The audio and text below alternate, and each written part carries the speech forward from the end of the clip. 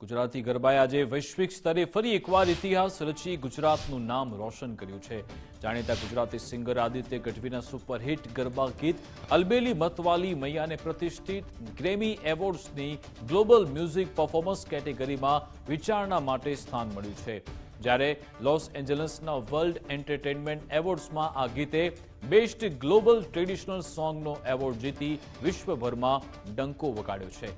માતાજીના મહિમાનું વર્ણન કરતા અને અંબાજી દાતાના અંબા મહેલ ફિલ્મ સિટીમાં શૂટ થયેલા આ ગીતને આંતરરાષ્ટ્રીય સન્માન મળતા સિંગર આદિત્ય ગઢવી સાંજે અંબાજી મંદિરે મા અંબાના શરણે આશીર્વાદ લેવા પહોંચ્યા હતા।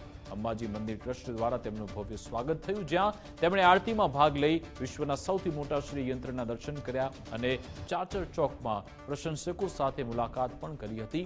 આ અવસરે આદિત્ય ગઢવીએ અદ્ભુત સફળતાને માતાજીના આશીર્વાદ ગણાવ્યા, જ્યારે તેમના પિતા યોગેશ ગઢવીએ ગ્રેમી એવોર્ડની સફળતા માટે મા અંબાની માનેલી માનતા વિશે પણ વાત કરી, જે સમગ્ર ગુજરાતી સંગીત જગત માટે ગૌરવની ક્ષણ છે।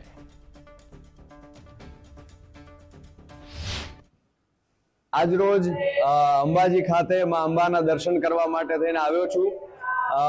માતાજીની કૃપા અમારા બધાની ઉપર ખૂબ જ રહી છે, આખા ગુજરાતની ઉપર, આખા ભારતની ઉપર ખૂબ રહી છે અને માના ચરણોમાં વંદન કરીને મારે એટલું જ કહેવું છે કે આવીને આવી કૃપા, આવીને આવી દયા માં ભગવતી તું રાખજે। માં અંબા તમારા આશીર્વાદ કાયમ અમારી ઉપર રાખજો। અમારા દ્વારા ગાયેલું એક ગીત, ગુજરાતી ગીત અલબેલી મતવાલી મૈયા છેક ગ્લોબલ લેવલ સુધી પહોંચ્યું છે, ગ્રેમી સુધી પહોંચ્યું। એ માં અંબાની કૃપા ના હોય તો ન શક્ય બને। માની કૃપાથી ગ્રેમી એવોર્ડ સુધી ગુજરાતી સંગીત પહોંચ્યું।